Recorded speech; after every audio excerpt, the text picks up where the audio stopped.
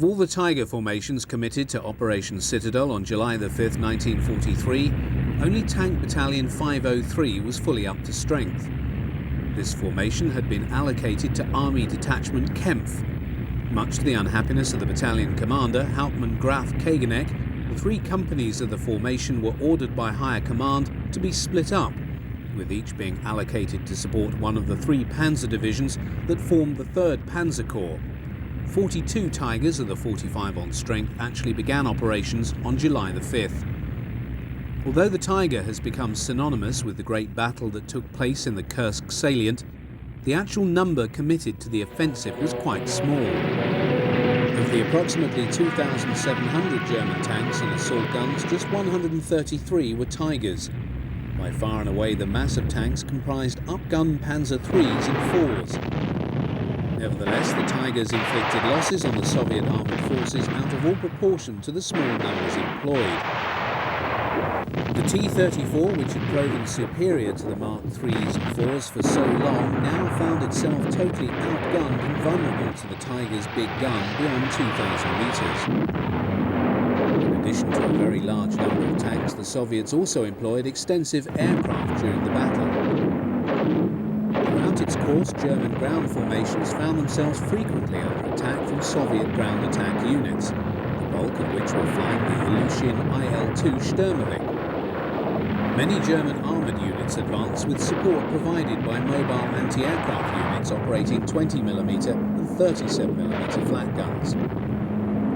While travelling inside a Panzer III, a German war correspondent describes his experience of a Tiger tank battle. The leader of the company gives the order to attack. The heavy tanks slowly roll into the battle zone. We see a couple of T-34s waiting for us on a plateau to the north. Their first shells land near us, then hit splatter against our frontal plate. Load, unlock, shoot, a hit. We pursue. The first T-34 is burning. Others move forward from behind high ground. 40 appear on the horizon. They advance past the 2 wrecks, stop and shoot, roll again and shoot in rapid succession. We move forward to gain a better firing position. Approximately 1,000 metres apart, the opposing forces fire at each other. All the Tigers are firing now. They aim quickly, load quickly, respond to orders quickly. They drive a few metres forward, move to the right, then to the left, and get the enemy into their own fire. After an hour, 12 of the T-34s are ablaze. While the attack by 9th Army in the north of the salient broke down within 5 days, von Manstein's assault in the south achieved greater success.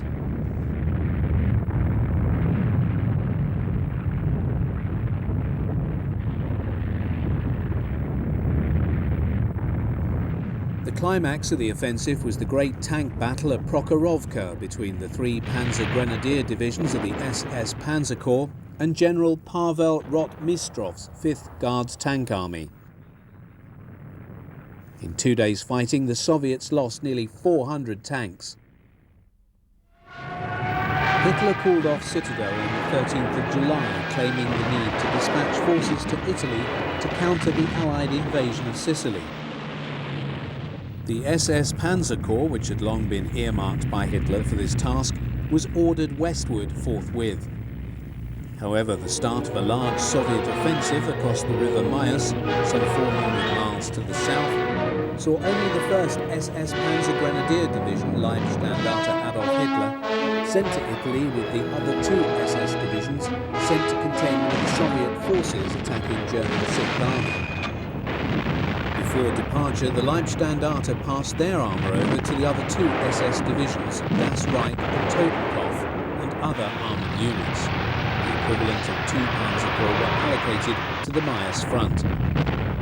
Over a period of 10 days, the Germans fought hard and defeated the Soviet offensive. The SS Panzer Corps then found itself ordered out of the line on August the 6th, with orders to entrain back to the Belgorod-Kharkov area with all speed, as the Soviets had begun yet another offensive. On the 1st of August, von Manstein warned Hitler that Soviet forces in the south of the Kursk salient were expected to launch a major attack. 2 days later, the Voronezh and Steppe fronts launched a major drive on Belgorod. That town fell on the 5th of August, with the Soviets thrusting hard through a 30-mile rent in the German line for Kharkov. The Germans managed to withdraw towards the city in successive stages, and over the next 2 weeks brought in numerous armoured reinforcements. These included the elite Army Division Grossdeutschland and the SS Divisions Das Reich, Totenkopf and Viking, which were involved in extremely heavy fighting. Between the 19th and the 21st of August, the Soviets assailed German defensive positions around Kharkov, every bit as extensive as their own had been in the Kursk salient. Amid fields of sunflowers, the Germans had stationed numerous flank batteries with heavy artillery and large numbers of panzers. Over these 2 days, the Soviets suffered very heavy casualties. However, Kharkov could not be held, and the city was abandoned on Manstein's orders. With expert timing, the Soviets now chose this moment to relaunch their offensive across the river Mius. Unlike 3 weeks before, the Germans no longer possessed the forces to spare from elsewhere to contain and defeat this assault. Combat was extremely intense, with the battles continuing into darkness and with artillery and Werfer batteries lighting up the night with their fiery plumes.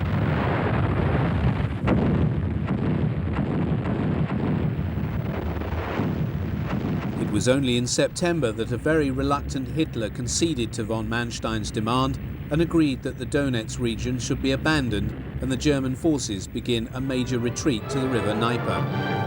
Sixth Army was to retreat to the river but hold a line south to the Melitopol and thus retain access to the Crimean Peninsula. Other formations were to head post-haste to the Dnieper and attempt to hold the Soviets on that line. The vital concern was to slow down the rapidly advancing Red Army and stop them getting to the bridges over that river first. To delay the enemy advance, Manstein now gave orders for a total scorched earth policy in the wake of the retreating Germans. Everything had to be moved. People, animals, anything that could give succour to the advancing Soviets was taken by the Germans with them. That which remained was destroyed. Every village, bridge, railway line was either blown up or put to the torch, as indeed were the unharvested crops in the fields. Manstein deemed this policy essential in order to save his army group from destruction. After the war, it would place him in the dock as a war criminal.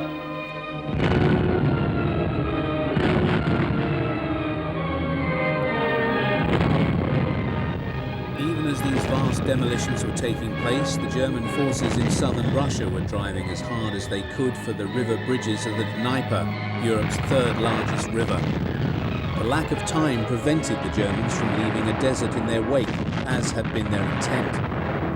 For the mobile formations, it was a question of retreat, then rounding on the enemy's spearheads, so as to give him a bloody nose and cause him to hold back. By the end of September, the German forces were across the Dnieper. Manstein had won his race. Hitler, however, would not abandon the ore towns of Krovoy Rog and Nikopol, and insisted that the Germans retain a bridgehead on the eastern bank of the Dnieper to protect this position.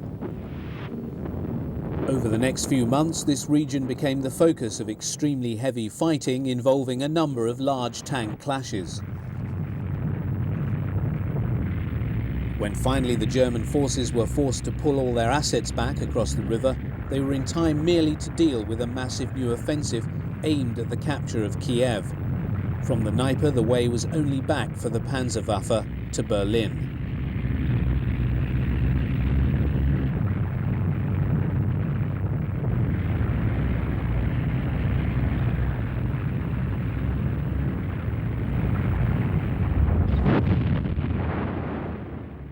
Even as the German tank arm retreated westward, it fought numerous battles with the Red Army's tank forces.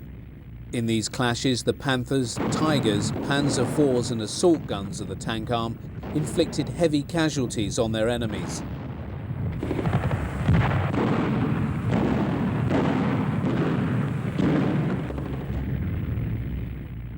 The road to Berlin would not be easy for either combatant. Throughout the period 1933-1945, the German army produced numerous training films. This example was made in the months following Operation Citadel in July 1943. Its purpose was to help new tank crews cope with Soviet fixed defences of the sort encountered by the German tank forces in the Great Offensive in the Kursk salient. It was also produced to help crews training on the still new Panther medium tank understand how it could be employed under such conditions. The Panthers used in this training film are mainly of the first variant, the Model D, while others are of the early A model. The primary anti-tank gun used by the Soviets throughout the war was the very effective 7.62 centimetre design known to the Germans as the Crash Boom. This was employed in huge numbers and mass batteries at Kursk in fixed defences called pack fronts. The frontal armour of the Panther was impervious to this weapon, but it was vulnerable on its flanks where the armour was much thinner.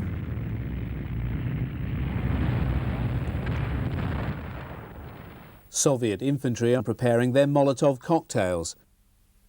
This was a rudimentary but effective anti-tank weapon. It employed petrol in a glass bottle with a wick that was lit by the trooper on the approach of the enemy machine. This was then thrown at the optimum distance to explode on the tank so as to allow the burning fluid to penetrate into the engine or crew compartment. Also seen being prepared are anti-tank mines. These are stored in niches in the trench walls until such time as they are needed. Although most were laid into the ground to form huge minefields, those seen here are laid on the surface and thinly disguised using vegetation. While one Soviet soldier looks out for the approach of the German panzers, the other lays his weapons so that the Panther will run over them during the course of its advance. The lookout shouts to his companion as the Panthers move on to their positions. The mines are now strung out directly across the line of march of the approaching German tanks.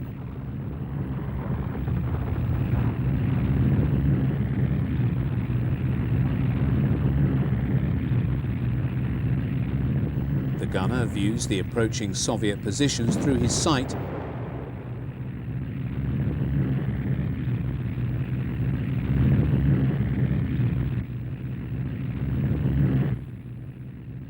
The commander of the tank is passed a number of hand grenades so that he can deal with Soviet tank killing teams should they attempt to target his Panther. Another member of the crew takes down an MP-40 machine pistol from its mount on the turret wall and loads it with a magazine and stores it in readiness.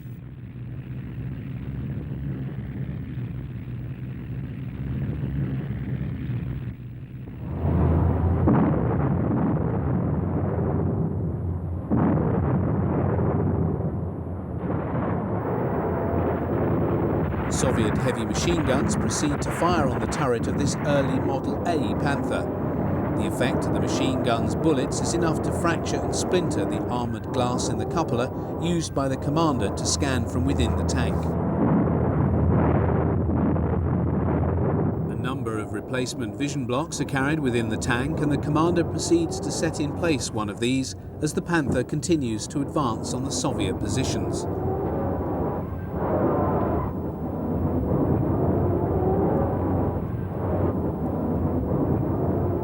The gunner observes the approaching Soviet positions in order to locate a target for the 75mm main gun.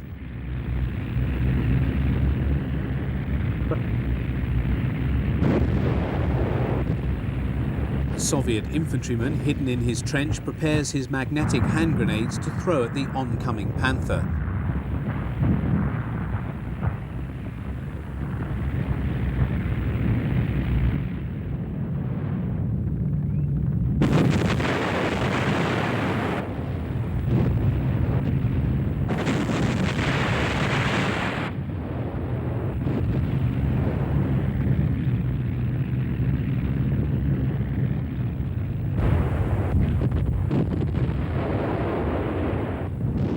Another soldier throws a Molotov cocktail.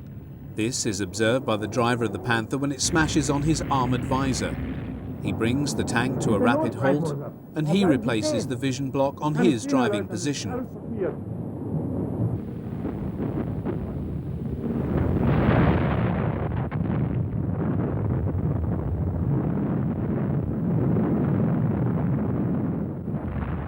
A magnetic grenade lands on the engine deck of the halted Panther.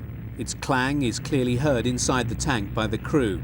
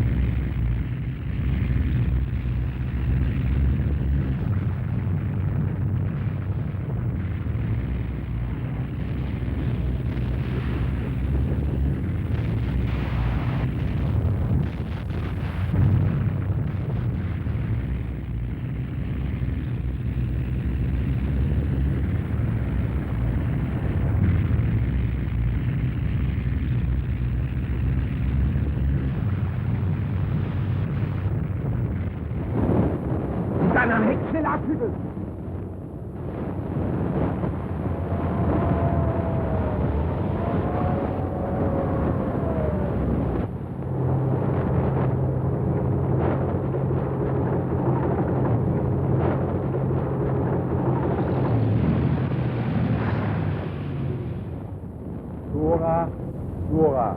Herr Leutnant, der Kerl ist erledigt. Fertig!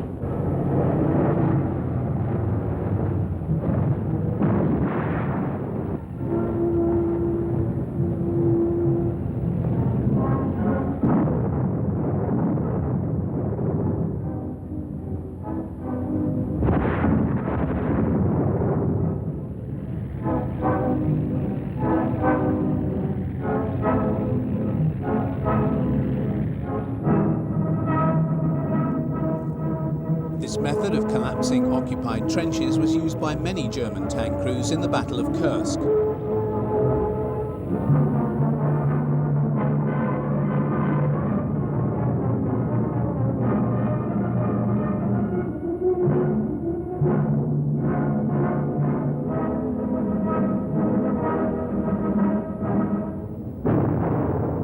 One of the crewmen takes his MP40 and, pushing out the pistol port on the Panther's turret, uses his machine gun to shoot down the enemy.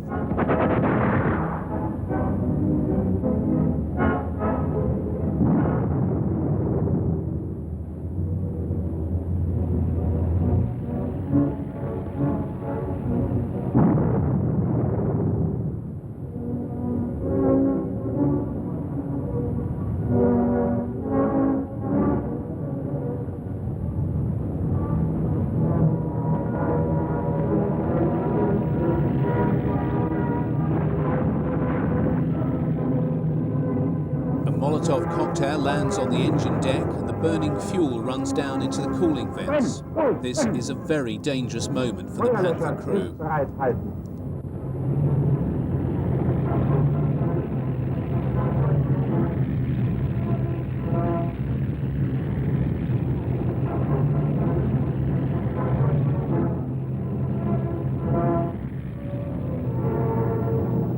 With the battle won, the Panthers assemble as if on parade, an interesting mixture of training film and propaganda.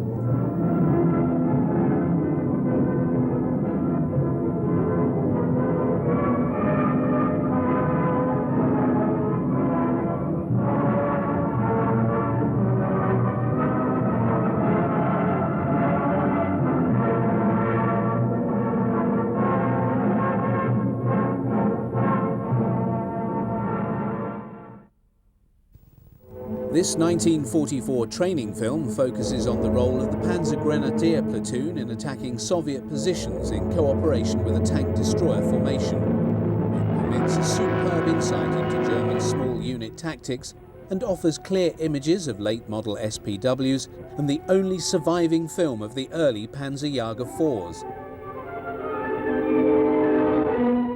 Erstes Bataillon befohlen Abschnitt übernommen. Zweites Bataillon abwehrbereit. Danke.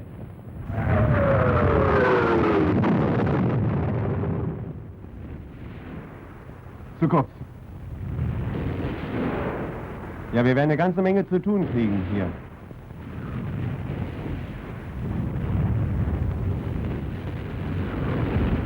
Wir haben eine verflucht günstige Stellung hinter der Höhe. Hauptmann Schütze, Sie stellen einen S-Zug, dazu den Funkwagen des Kompaniechefs zur Verbindung mit mir ab. Ein Zug Panzerjäger 4 und eine Flammgruppe sind bereits von mir verständigt. Die Eingreifreserve wird sofort ausgeschieden. Der befohlene SPW-Zug auf dem Marsch zum Bereitstellungsraum der Eingreifreserve. Fallen Sie langsam. Ich dachte, wir fahren geradeaus über die Richtung. Denken kannst du, aber richtig geht. Braucht ja nicht jeder gleich zu wissen, wo wir hergefahren kommen sind. Halt!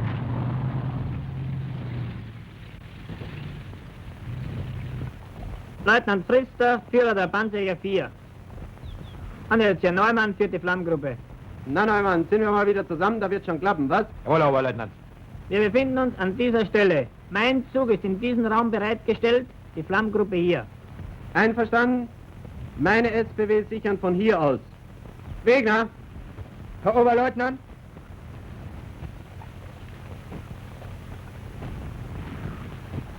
Sie übernehmen das Kommando und stellen den Zug nach dieser Skizze auf. Jawohl, Herr Oberleutnant. Ich gehe mit Leutnant Frister und Unteroffizier Neumann zur Einweisung zum Regimentskommandeur.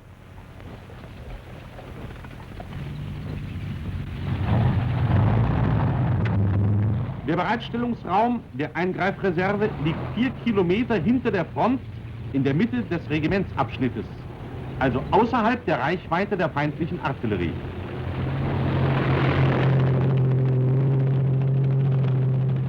Der Zugtruppführer weist den einzelnen SPW ihre Plätze an, stellt den Zug befehlsgemäß auf und greift überall da ein, wo Fehler gemacht werden. 50 Meter links!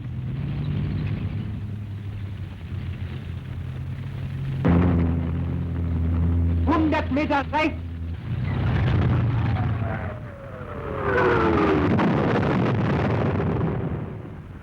So ein Mist!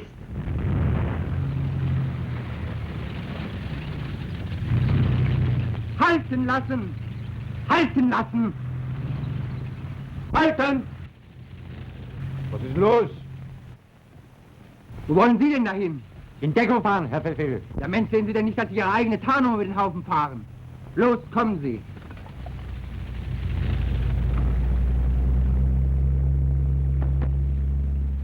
Die Stelle ist richtig. Und so wird's gemacht. Die Tarnung der Fahrzeuge ist während des Marsches in der Sonne unbrauchbar geworden und muss durch neue, dem Unter- und Hintergrund angepasste, ersetzt werden.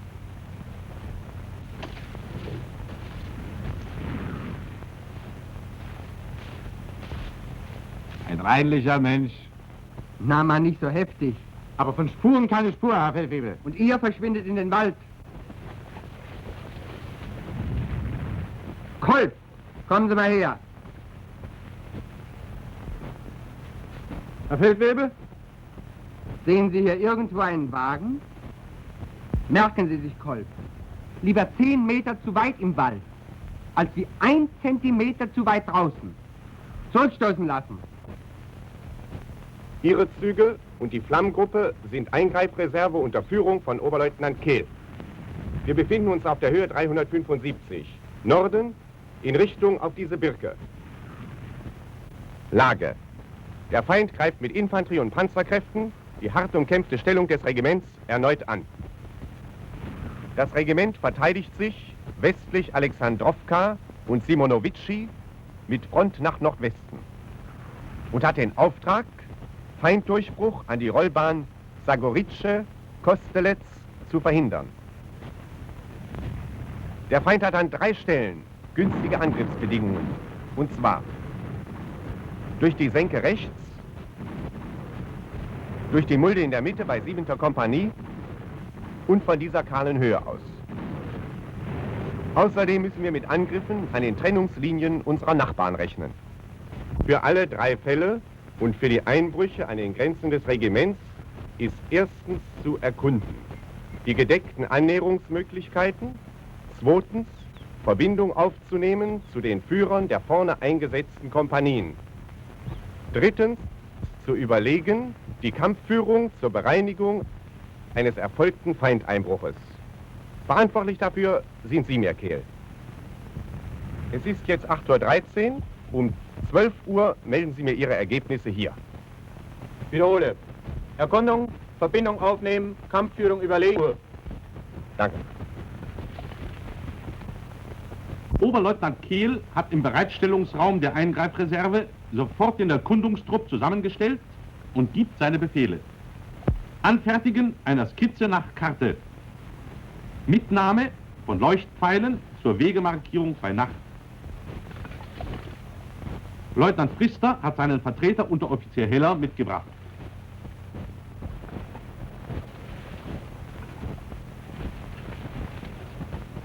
Während der Feldwebel Wegener den erkundeten Anmarschweg in der Skizze festzuhalten hat, ist der Obergefreite Peter als Melder mit der Markierung des erkundeten Weges im Gelände beauftragt.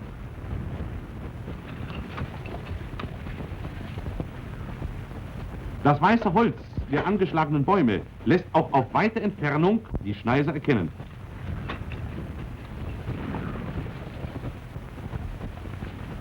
Bei Benutzung dieser Schneise als Annäherungsweg ist Wegeverbesserung notwendig.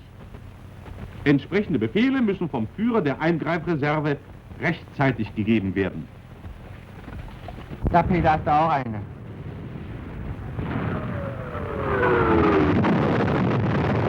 Ich glaube, die da drüben haben was gegen uns. Wegner, Herr Oberleutnant, zeigen Sie mal die Skizze. Ich gehe mit Leutnant Pfister zum Kompaniechef. Sie warten mit den anderen hier auf mich. Jawohl, Herr Oberleutnant, wir warten. Alles hier rumkommen. Donnerwetter, ganzer Zug, 2 Gruppen feuern. Na, liegt das Feuer gut? Wollen Sie mal durchsehen, Herr Oberleutnant?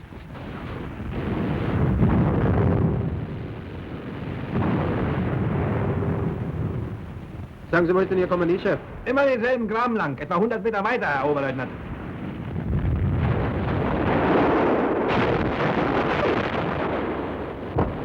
Verbindungsaufnahme mit dem Chef der 6. Kompanie. Näher als 400 nicht herankommen. Aber er hält dauernd Verstärkung. Feindpanzer sind nicht wieder aufgetreten. Ja. Wenn Sie uns helfen müssen, was ich zwar nicht annehme, dann können Sie am besten vollkommen und durch dieses Waldstück gedeckt dem angreifenden Feind überraschend in die Flanke stoßen. Ausgezeichnet. Dabei können Sie mich mit Ihrem Panzerjäger durch Feuer vom Wald nördlich der Straße nach Simonovice unterstützen. Außerdem habe ich noch 2 SMG beiderseits des Teiges eingesetzt, die die Mulde aus der Tiefe mit ihrem Feuer beherrschen. Als Annäherungsweg empfehle ich nicht den von Ihnen begangenen, sondern hier.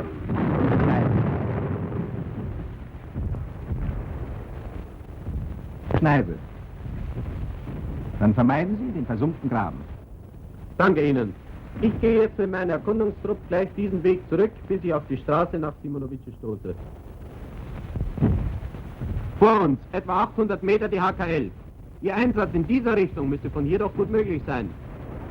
Jawohl, ich kann gedeckt entlang der Straße nach Simonovice schnell vorstoßen und durch diesen Waldstreifen überraschend wieder in die Stellung fahren. Von hier ist auch Feueröffnung auf günstigste Entfernung möglich. Da, sehen Sie? Die Leuchtkugel. Sie erkennen also auch Richtungsschüsse auf hartnäckige Widerstandsmesser. Den Stoß kann ich auf jeden Fall flankieren führen. Neumann, Sie fahren jeweils gestaffelt auf der HKL abgewandten Seite. Jawohl, Herr Oberleutnant. Ich bitte, wenn ich Flamme, um Unterstützung und Überwachung durch Panzergrenadiere vom SPD aus. Selbstverständlich. Es ist bereits 9:27 Uhr. Donnerwetter. Und nun rasch zur dritten Stelle, die noch zu erkunden ist. In 1,5 Stunden müssen wir zurück sein. Hab's geschafft. Jawohl, Herr Oberleutnant. Sie führen die Männer zurück. Ich gehe mit Leutnant Pfister von hier zum Regimentskommandeur.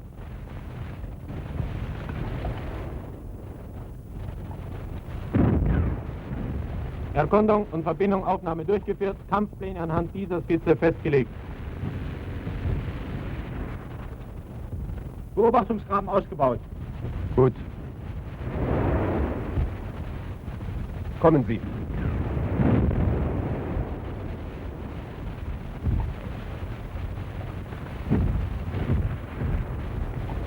Hinter dieser bewaldeten Höhe stellt der Feind neue Kräfte bereit.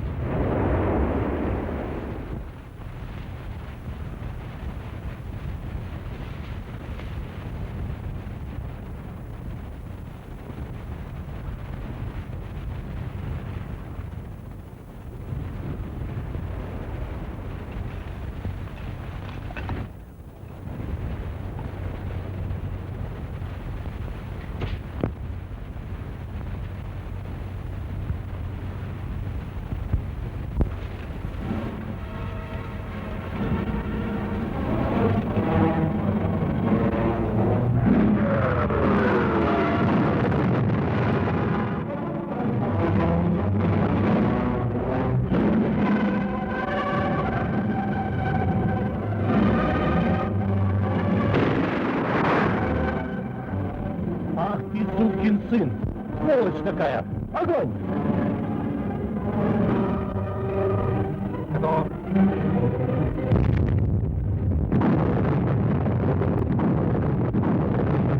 Verflucht windige Ecke da bei der zweiten. Müssen scharf aufpassen. Sonst sind sie aber durch die Hinterhangstellung fast besser dran als die 7. Sehen Sie her. Annahme, der Feind ist im Abschnitt der 7. Kompanie 200 Meter breit und 300 Meter tief eingebrochen. Kehl, Ihre Maßnahmen zum Einengen des Einbruchsraumes, Schließen der Lücke und zur Vernichtung des eingebrochenen Feindes. Am besten anhand Ihrer Skizze. Anmarschweg, diese Schneise. Anmarschgliederung, SPW, Panzerjäger 4, Flammgruppe. Aus der Tiefe des Hauptkampffeldes und vernichte den eingebrochenen Feind. Ja, einverstanden. Aber bevor wir zu Fall 3 kommen, haben Sie schon Ihre Unterführer genügend unterrichtet? Jawohl, Herr Oberstleutnant. Unterführer eingewiesen, Eingreifer sehr bereitgestellt. At this point in the film, the officer audience were shown the following caption which gave this advice.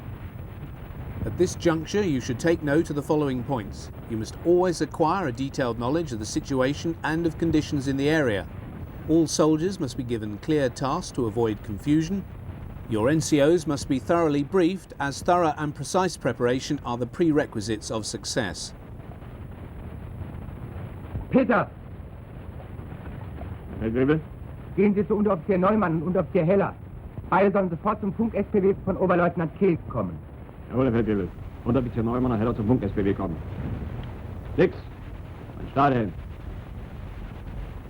Meine Knarre. Die Flammelager von dem anderen Panzer in Ordnung? Oder, Unteroffizier? Herr Unteroffizier? Was gibt's denn, Peter? Befehl von Feldwebel Wegener. Sie sollen sofort zum Funk-SPW kommen. Unteroffizier Heller gehen Sie am besten gerade hier durch. Also 3 gefährdete Stellen im Regimentsabschnitt. Mit Kampfplänen einverstanden. Entsprechende Befehle gebe ich an Artillerie. Nachbarabschnitte werden verständigt. Jawohl, Herr Oberstleutnant. Ich fälle. Erstens der Fall Anna, zweitens der Fall Bertha und schließlich der Fall Cäsar. Feind will bei 2. Kompanie einbrechen. Feind will bei 2. Kompanie einbrechen. Feind will bei 2. Kompanie einbrechen. Befehl. An AVK, Feuer zusammenfassen auf Zielraum 247 vor 2. Kompanie. An Eingreifreserve. Fall Cäsar fertig machen. Befehl vom Regiment. Fall Cäsar fertig machen. Gut. Fall Cäsar fertig machen. Fertig machen. Los, raus.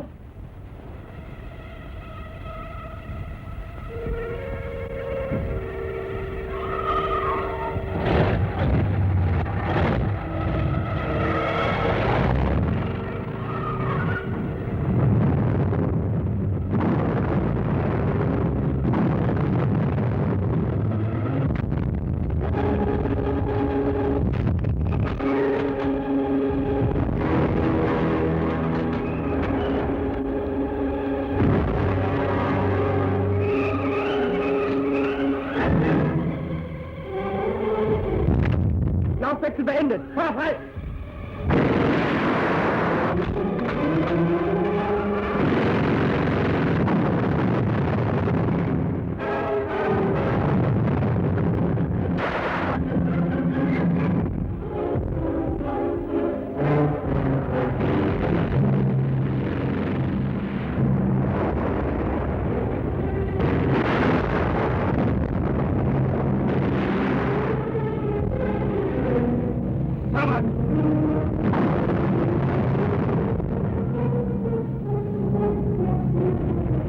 Wiederhole, Regiment in Eingreifreserve, Fall Cäsar antreten.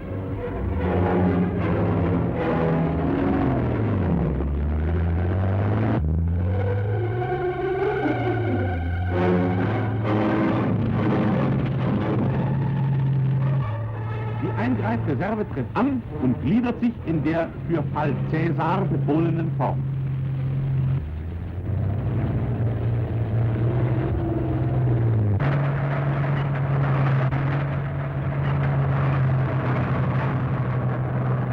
Panzerjäger brechen aus der Bereitstellung hervor.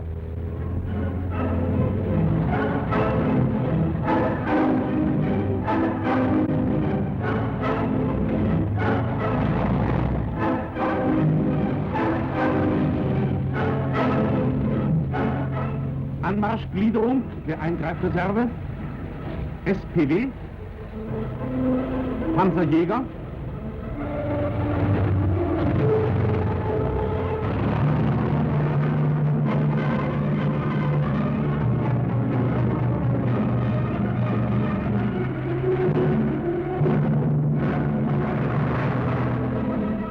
Flammpanzer.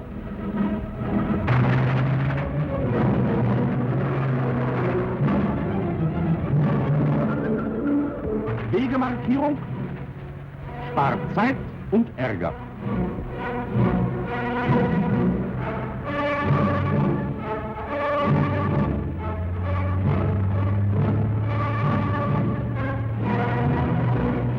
Panzerjäger drehen ab in die erkundeten Sturmausgangsstellungen am Hinterhang.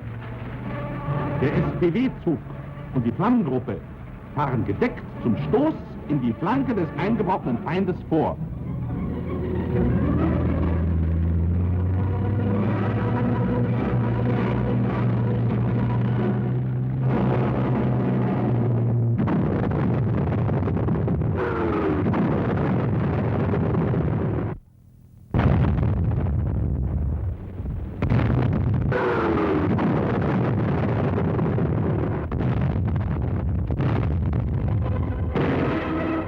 Guck mal! Die Eingreifreserve. Lieber Ivan, jetzt raucht's.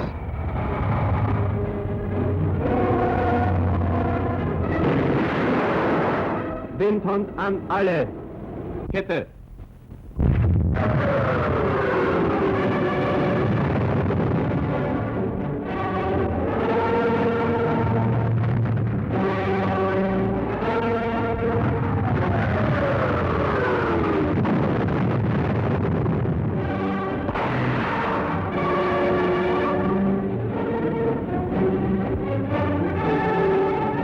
Eingreifreserve ist dran. Beide Batterien 500 zulegen. Beide Batterien 500 zulegen.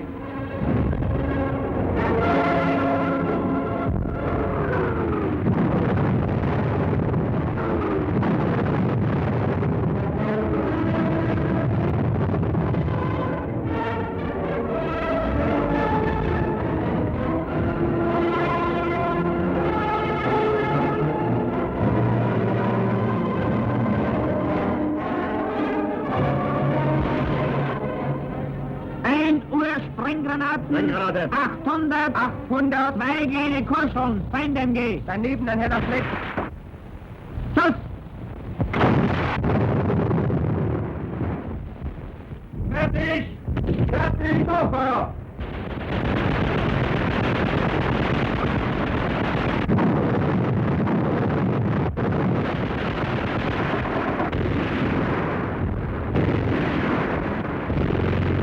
Stoppen! Volle Deckung! Stellungswechsel!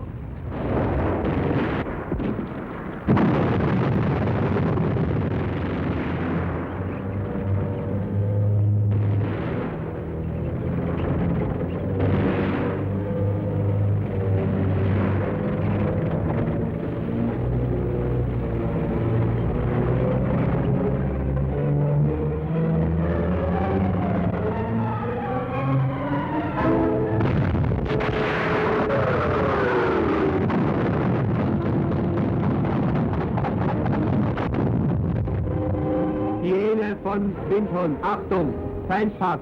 Niederkämpfen! Gebe Richtungsschuss!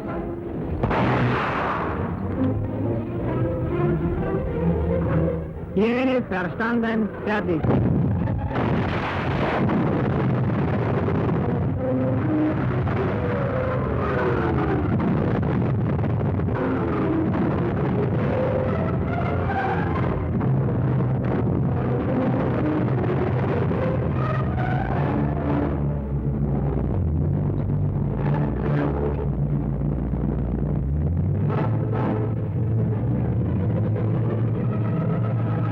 Vorstoßen! Altgraben besetzen!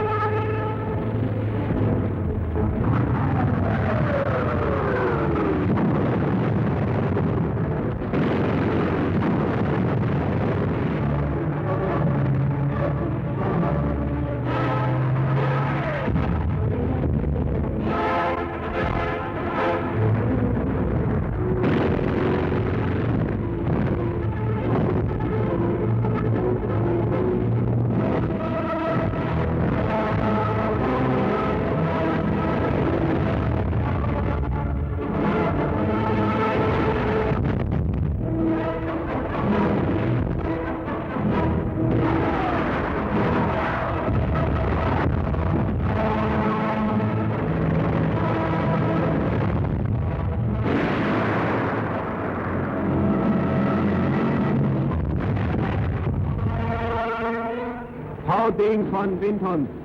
Alte HKL wiedergewonnen. The former mainliner resistance has been regained, the gap closed, and the enemy Alte HKL destroyed. wiedergewonnen. This Lücke successful geschlossen. action was summarized for the Vernichtet officer einen gebrochenen audience with the Feind. following animated tactical Das map. wurde so erreicht. Eingreifreserve im Bereich.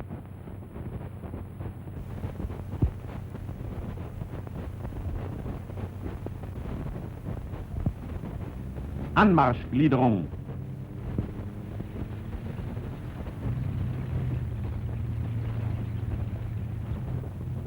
Panzergrenadiere, Panzerjäger 4, Lammgruppe.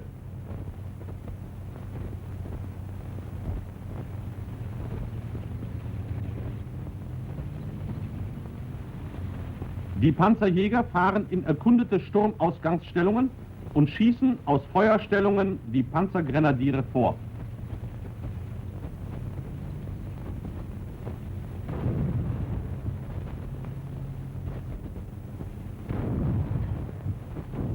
Panzergrenadiere führen den Stoß in die Flanke oder in den Rücken des Feindes.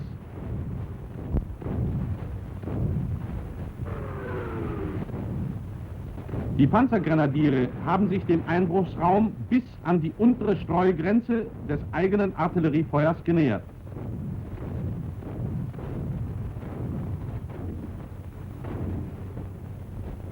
Das Artilleriefeuer wird auf Zeichen vorverlegt und riegelt den Einbruchsraum feindwärts ab.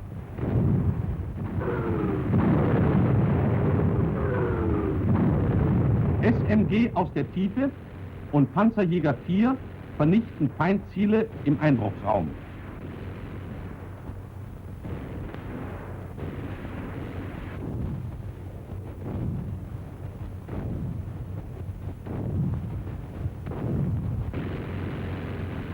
Panzergrenadiere durchstoßen den eingebrochenen Feind.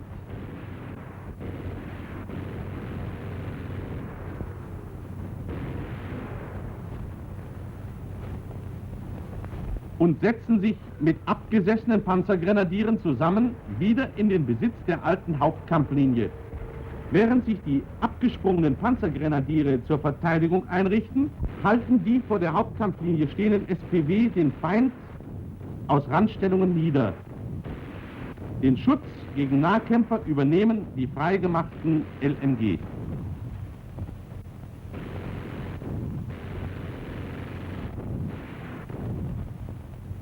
Nun gilt es, den Einbruchsraum einzuengen und den eingebrochenen Feind zu vernichten. Der eingebrochene Feind ist abgeschnitten. Widerstandsnester werden ausgeflammt. Ausweichender Feind und Panzernahbekämpfer niedergeschossen. Der eingebrochene Feind wird vernichtet. Die Flammgruppe fährt in Deckung. Die Begleit-SPW treten zum Zug zurück.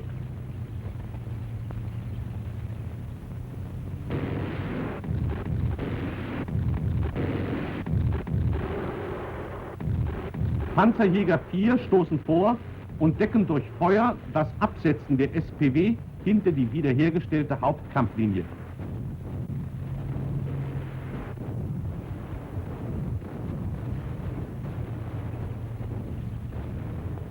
Panzergrenadiere abgesessen, halten die wiedergewonnene Hauptkampflinie.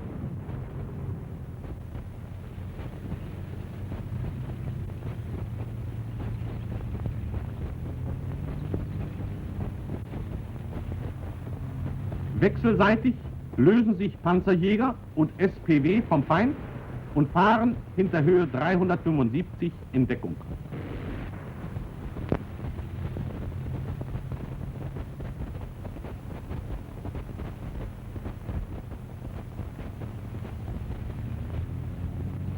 Die Eingreifreserve setzt sich in der Reihenfolge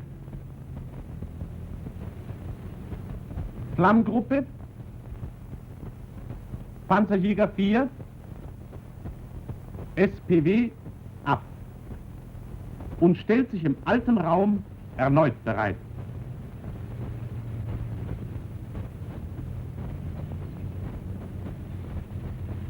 Die Ablösung für den Zug Kehl muss sofort bereitgestellt. Der Führer noch am Tage eingewiesen und die Ablösung selbst spätestens in der folgenden Nacht durchgeführt werden.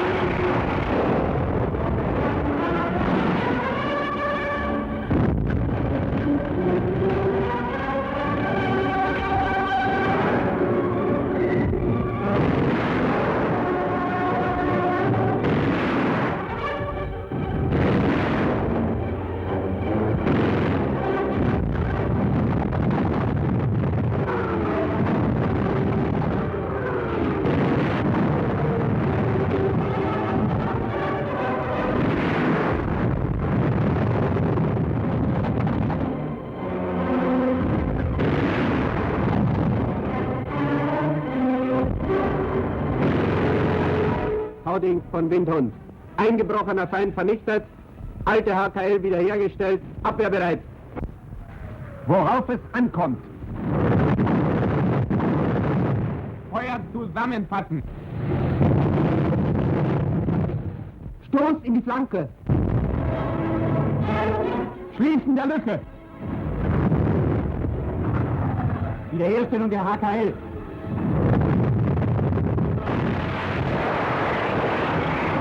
Einengen des Einbruchsraumes.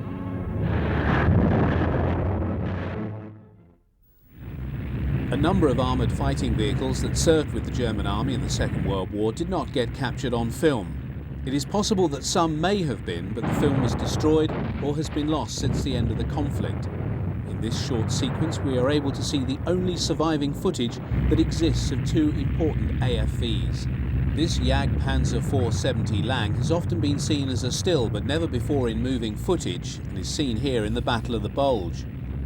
Meanwhile, German grenadiers advance. The images here have also been reproduced as still pictures in many books that cover the battle.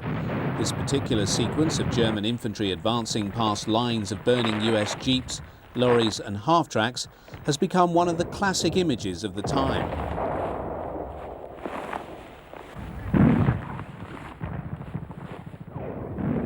And as far as can be ascertained, this is the only film of a very late model Sturmpanzer Brummbauer in existence.